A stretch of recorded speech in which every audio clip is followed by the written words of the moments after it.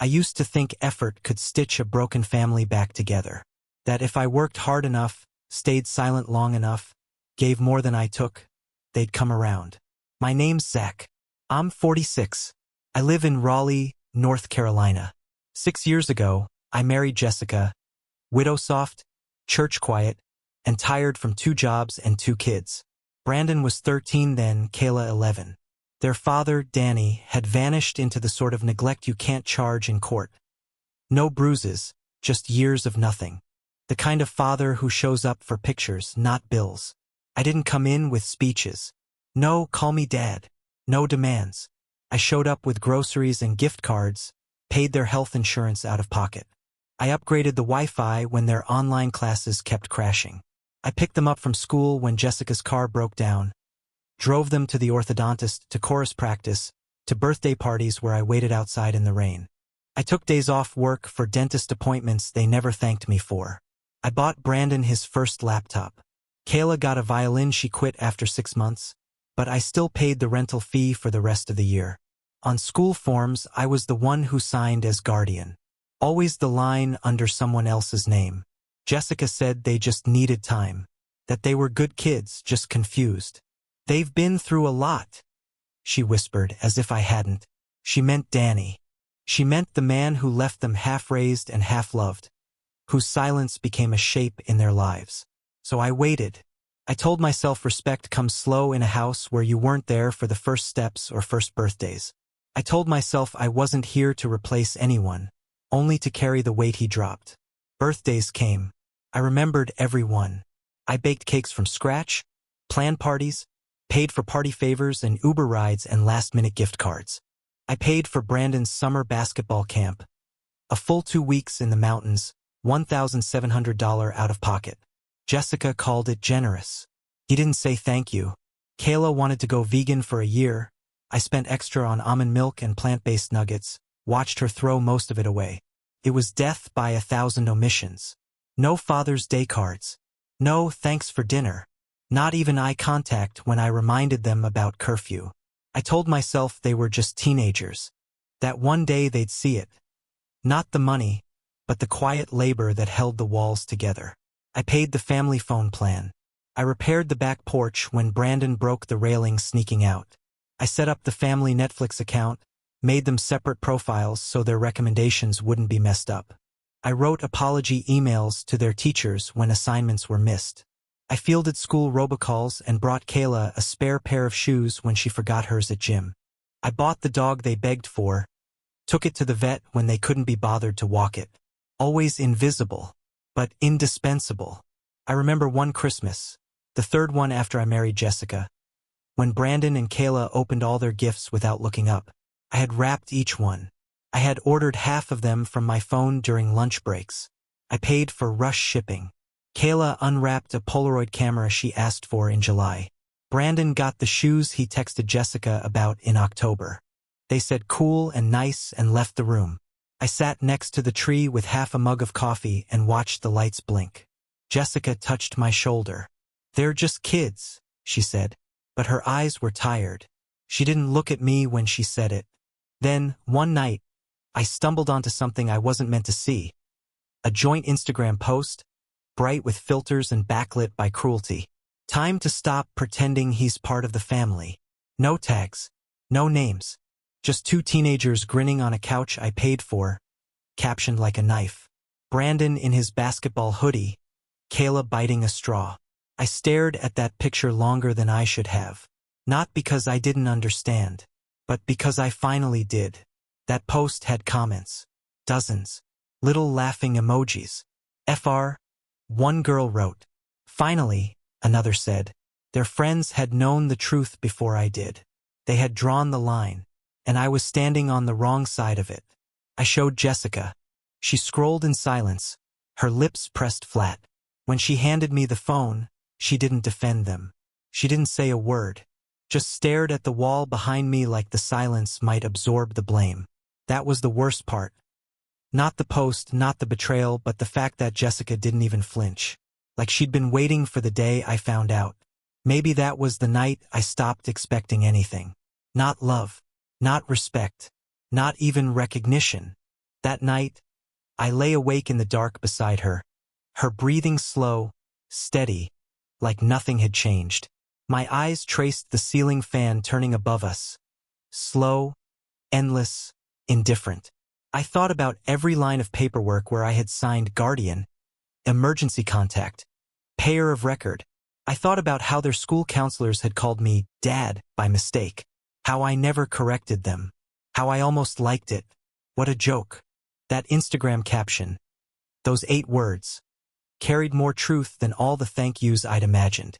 I'd believed if I kept my head down, kept paying, kept showing up, they'd one day see me. Not as a replacement, just as something real. But I was never real to them. Just a name on the Wi-Fi bill. A chauffeur. A background extra in their highlight reel. A ghost holding a credit card. After that night, I stopped cooking dinner unless it was just for me and Jessica. I stopped asking how their day was. I stopped waiting up. I still paid the bills. Still fixed the router. Still nodded when Kayla passed me in the hall. Headphones in, eyes on her phone. But I started keeping track. I made a list of every bill with their names on it. Health insurance, phone plan, Netflix, medical proxy. Every single point where I had inserted myself into a role they refused to acknowledge. I made that list not to hurt them, but to remind myself what I was holding, what they were standing on, and what I could take away if I ever needed to. That list stayed folded in my wallet, next to the receipts for Kayla's inhaler, Brandon's cleats, and a faded photo of the 4 of us at the Outer Banks, the only time they'd agreed to pose as a real family. They smiled for the camera, then walked ahead without me. Jessica posted that picture, captioned it, "Summer memories with my tribe." No mention of me, just a sea of hashtags and a dozen likes from cousins I hadn't met. That was a year before the Instagram post, before they decided to make it official, before they told the world I was pretending. They thought they were being clever, that it was just a joke between siblings, that it wouldn't matter. But it did. It mattered more than anything they'd ever said to my face. Because in those 8 words, they told the truth they'd kept quiet for 6 years. I wasn't part of the family. I was the scaffolding. And nobody thanks the scaffolding when the building stands. I didn't reply to the post. Didn't comment, didn't confront. I just got to work. Silence had always been my language in this house. The quiet substitute for confrontation. The space where dignity lived. I didn't throw a tantrum. I didn't demand apologies. I made decisions. Calculated. Surgical. 2 days after I saw the post, I started at the top of the list in my wallet. Brandon and Kayla were both on my medical insurance. $739 a month. A cost I absorbed without ever asking Jessica to split it. Cancelled. Next, the phone plan. I'd bundled them into my family plan 3 years ago. iPhones paid off in full, unlimited data, all under my name. Removed. Netflix gone. Kayla's profile had been active the night before, still watching that teen drama she never finished. I deleted her profile, Brandon's too. Then the Wi-Fi. It wasn't an impulsive act. It wasn't vindictive. It was just math. If I wasn't part of their family, they weren't part of mine.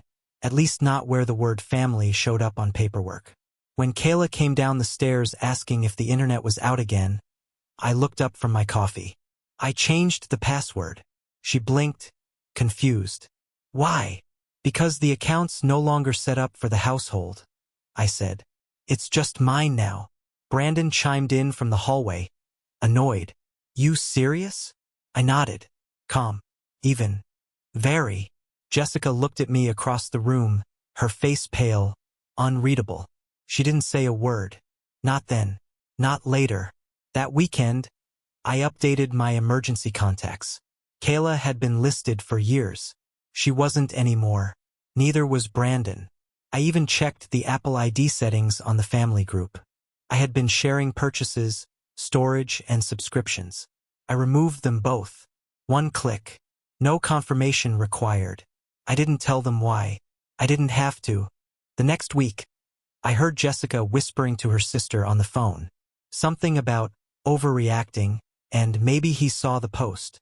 Her voice was low, but the guilt made it sharp. And then, as if summoned by the vacuum I left behind, Danny showed up again. Their father. The man who hadn't paid child support in 8 years. The one who skipped Brandon's middle school graduation because he lost track of time.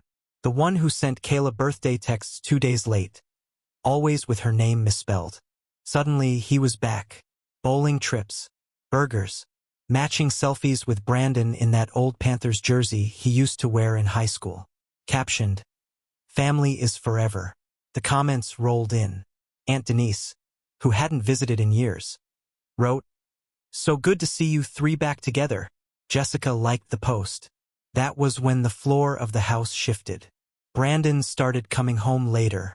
Not angry late, smug late. The kind of late that said he had somewhere better to be. Kayla started saying "Dad," in a way she never had before. Casual, intentional. Like the word had been waiting at the edge of her mouth and finally got permission to be real. The air in the house changed. I felt it most at dinner. When Jessica made chili and Kayla said it reminded her of Dad's recipe. I didn't flinch. When Brandon showed up wearing that faded hoodie, Danny's old college one, I didn't ask questions. I just started eating earlier, alone. Then came the night they told me. It was a Thursday. Jessica had made pasta. Brandon had seconds. Kayla had her phone under the table, pretending to eat. The kind of dinner that looked normal from the outside. A family gathered, a meal shared. But everything beneath the surface was glass. Brandon put his fork down. "We've been talking." I kept my eyes on the plate. Kayla cleared her throat. "We're thinking of changing our last names back." I looked up. "Back to Danny's." They nodded. "Because it feels more real," Brandon said. No hesitation. More real. Jessica didn't stop them. She didn't interrupt. She just watched me. Her hands folded neatly on the table. Like she'd rehearsed this moment and wanted to see how I'd perform. I didn't raise my voice. I didn't ask why. I asked one question. "So you want to legally, and practically, no longer be part of me?" Silence. Then 2 nods. I smiled. Just enough to show teeth. "Thank you for the honesty." The next morning, I updated every document. Student savings accounts, gone. Brandon's tuition support, Kayla's scholarship co-signature, removed. I contacted the insurance rep, told them to make it official. I no longer had dependents.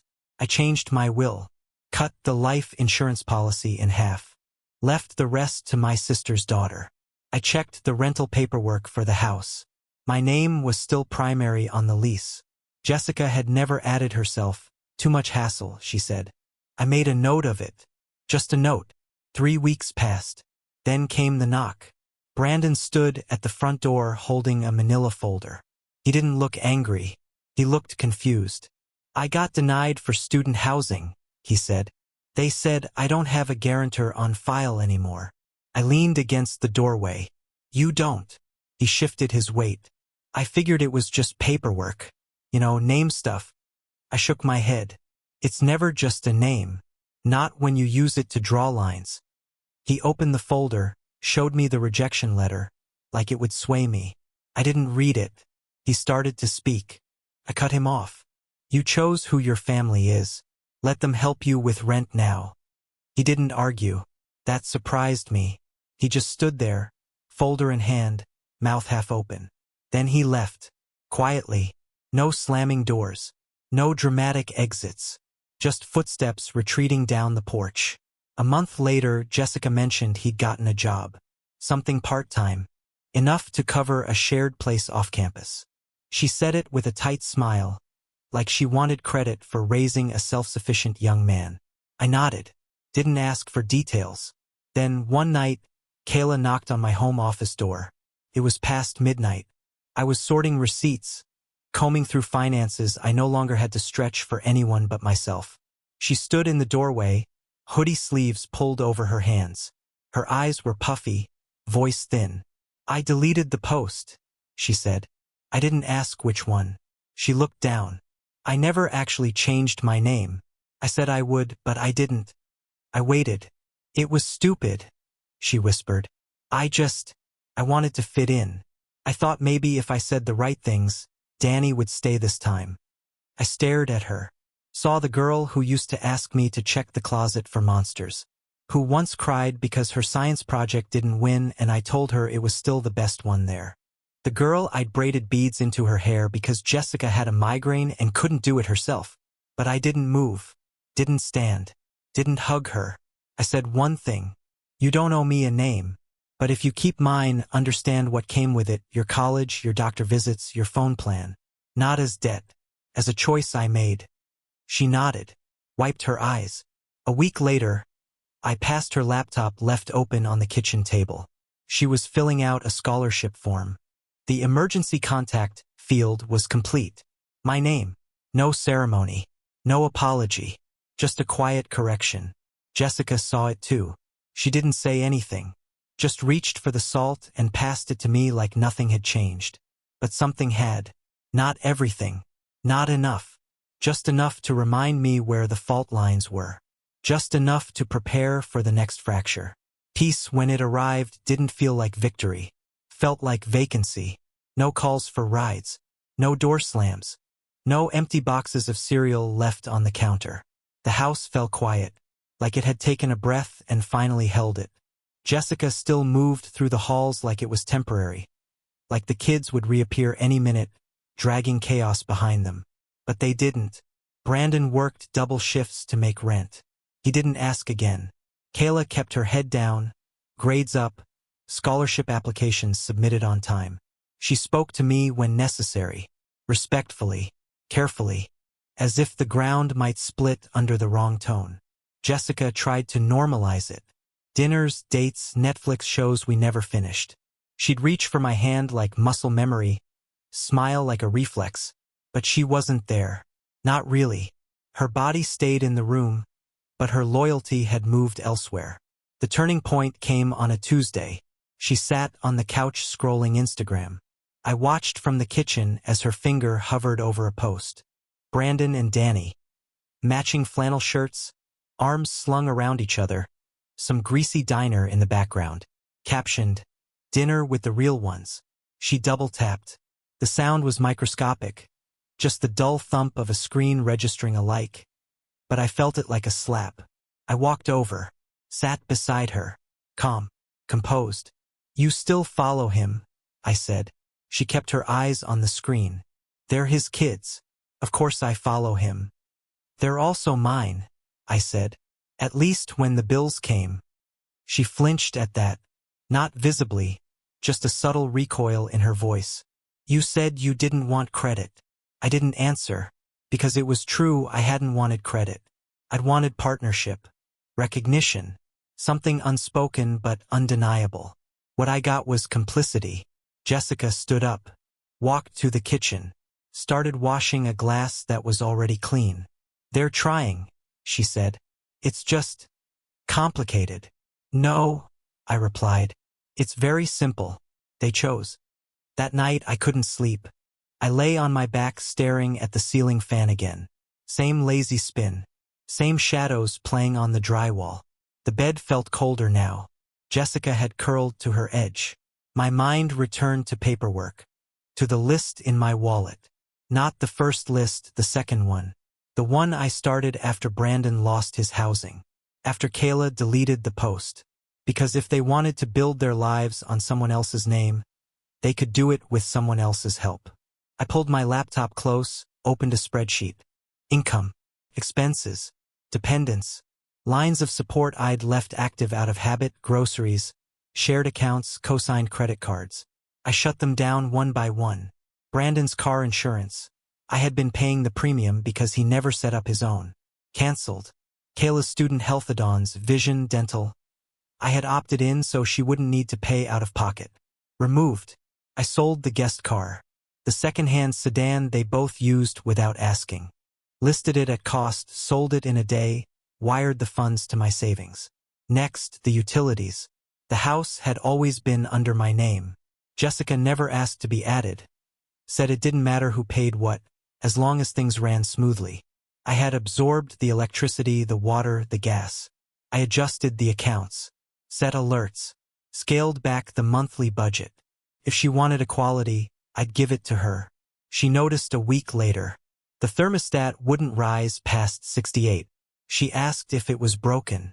I told her no, it was programmed for efficiency. When she tried to use the guest car, I reminded her it was sold. She blinked, said nothing. The shifts were subtle, but deliberate. Brandon called me one night. I almost didn't answer. "Hey," he said. "No, Zach. No, sir. Just hey. Like we were old friends. Estranged for a week. I'm filling out FAFSA again," he said. "They're asking for household income and guardian info. I put mom, obviously, but they want more." I said nothing. He cleared his throat. "I know we had that situation, but I was wondering if you could just, like, for the paperwork, list your info again." I looked out the window. The porch light flickered. It had been doing that for weeks. "No," I said. "What? I'm not your guardian. You made that clear." His voice cracked just a bit. "I didn't mean it like that. It was just a post. You know that." "I do," I said. "And now you know what posts cost." He didn't argue, just exhaled sharply. "Fine. Whatever." Then he hung up. The next week, I got a call from Kayla's advisor. She listed me as an emergency contact again, but hadn't told the office I wasn't legally her guardian anymore. They needed verification. I declined. Politely. Jessica found out and cornered me in the hallway. "What are you doing?" she asked. Not angry, bewildered, like I had upended the laws of physics. "I'm correcting the paperwork," I said. "I don't belong on it." She stared at me. "You raised them." "No," I said. "I funded them. It's different." Her face changed then. Something collapsed behind her eyes. "You're punishing them," she said. "No," I replied. "I'm stepping back. You told me I was never part of the family. I'm simply honoring that truth." We didn't speak for 3 days. On the 4th, I found a letter on the kitchen counter. From the community college where Brandon had been taking night courses. His transcript had a hold. Tuition. Materials. $1,928. Jessica had highlighted the total. Written one word beside it. "Help."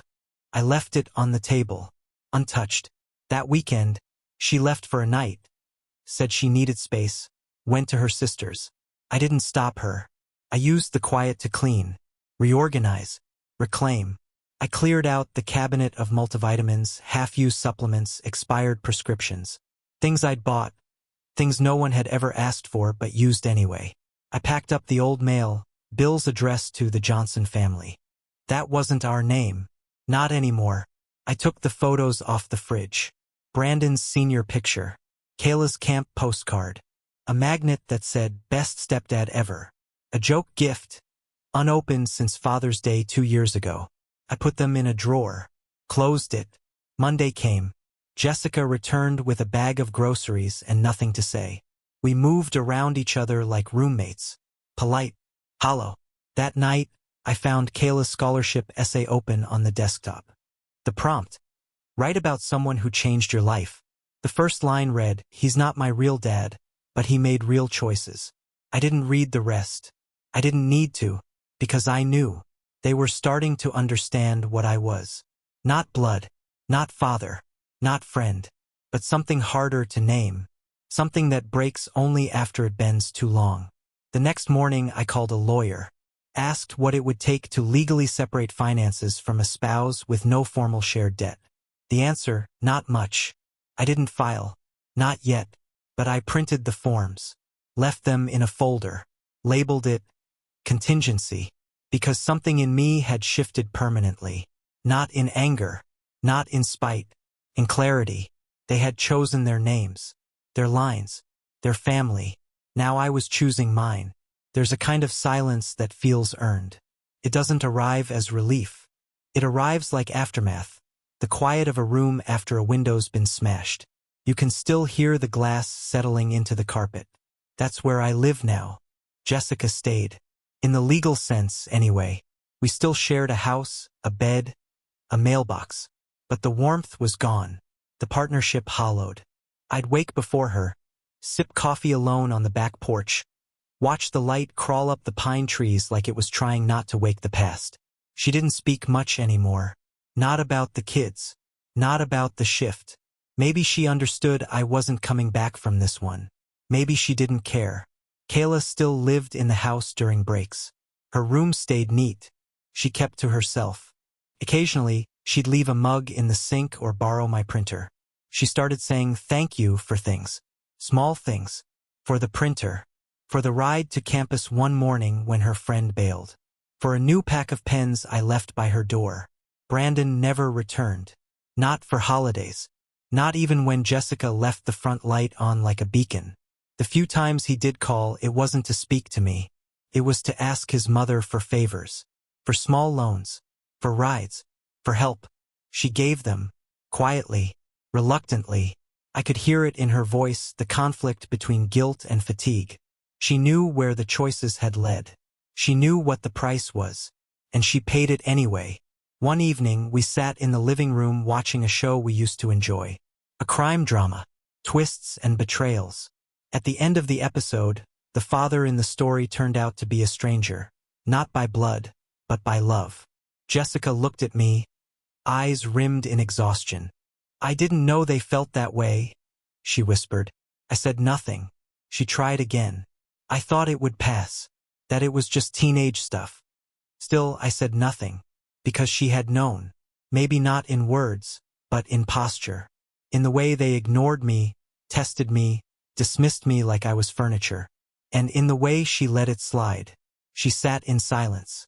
Then said something I didn't expect. If I had spoken up sooner, would any of this have been different? I turned off the TV. I looked at her, at the woman I had once believed would be my partner in all things, and answered carefully. Maybe, I said. But it wasn't just silence.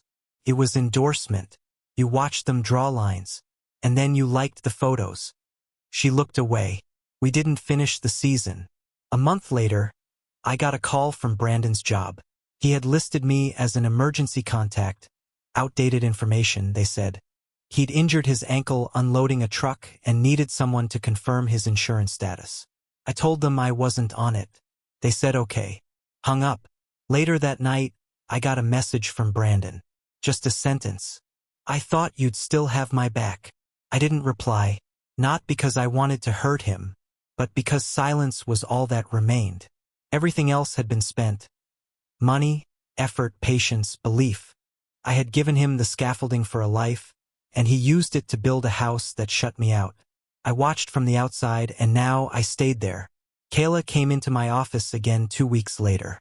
Different tone this time, not apology, not explanation. Just presence. She held up a letter. Acceptance into a teaching program. Full scholarship. I put you down again, she said. As emergency contact. You can decline if you want. I looked at the form. Typed clearly. My name. My number. No edits. I nodded. I'll keep it. She didn't cry. Didn't thank me. Just sat down across from me. Like a truce. We talked for 20 minutes. About the scholarship. About the program. About what comes after. She didn't call me Dad. But she didn't call me anything else either. It was a start. Or an end. Hard to tell sometimes. Jessica noticed the shift. I could see it in her face when Kayla hugged me before heading back to campus. In the way she stood behind the screen door, watching, arms folded like she was holding back words she'd never say. Later that night, she reached for my hand. I didn't pull away, but I didn't squeeze back either. She said, "We made a mess of things." I nodded. "We can fix it." I shook my head. "Not everything breaks loud," I said. "Some things rot. Quietly. By the time you smell it, it's already in the walls." She cried that night. Not loudly. Just the silent kind. The kind you do when the future shifts under your feet and you know you've passed a point that doesn't reverse. I let her cry. I didn't hold her. The next morning, she was gone when I woke up. A note on the counter. At my sister's for the weekend. I folded it. Threw it away. By spring, Brandon stopped calling. Kayla sent postcards from her program. One had a photo of a campus sculpture with a handwritten note. "Still using your last name. Hope that's okay." I didn't reply, but I kept the card. Put it in the same drawer where I'd stored all the old pictures. They were still in there. I hadn't thrown them out. I just couldn't bring myself to put them back up. One Saturday, I took a drive out to Falls Lake, the place we'd gone once as a family. I brought a sandwich, sat by the water, thought about what I'd carried. 6 years, school runs, groceries, insurance, bailouts, laptops, Wi-Fi passwords, apologies, sacrifices so small they looked invisible, but stacked high enough to block the sun. I'd built a bridge they refused to cross. Then they burned it for a picture. And when the fire got too high, they wanted me to carry them again. But I was tired. That was the lesson. Love without recognition becomes servitude. Sacrifice without respect becomes slavery. And presence without acknowledgement becomes erasure. They didn't hate me. That would have been easier. They simply believed I owed them, that I was the invisible gear in their machine, meant to spin silently, endlessly, without asking why. And Jessica, the one person who could have taught them different, chose not to. Maybe she didn't want to lose their love. Maybe she thought keeping them close required letting me drift. Maybe she didn't think the drift would turn into a break. But it did. And now we all live in the pieces. Kayla is learning. Slowly. Her gestures don't erase the betrayal, but they carry weight. Real weight. Not performative. Not social media deep. The kind that requires patience to see. Brandon may never return. He's living the consequences now. But even if he knocked tomorrow, I don't know what I'd open. Jessica and I, we exist. In parallel. The marriage remains, on paper, in habit. But something died in it. Not loud. Not in fire. But in oxygen depletion. I think she knows. And me? I no longer check emergency alerts on my phone at midnight. I no longer wait up for the front door. I no longer buy enough groceries for 4. Some nights I sleep soundly. Other nights, I walk the hallway, touching old picture frames I never took down, but stopped cleaning. They're dusty now, dimmed, like the version of me who believed effort could replace blood. He's gone. What's left is quieter, sharper, wiser, maybe, maybe not. I gave what I had, quietly, consistently. I stood in when their father fled. I built the foundation they sprinted from. And when they told me I wasn't part of their family, I listened. I adjusted. I endured. And now I ask, not with bitterness, but with clarity. Was I wrong? Was it cruelty to cut the cord they refused to see? Or was it the only way left to prove I was ever holding it? Would you have kept paying? Would you have stayed? Would you have bent until you broke? Or would you have done what I did? Tell me, because silence already answered them. Now I want to know what you would have done.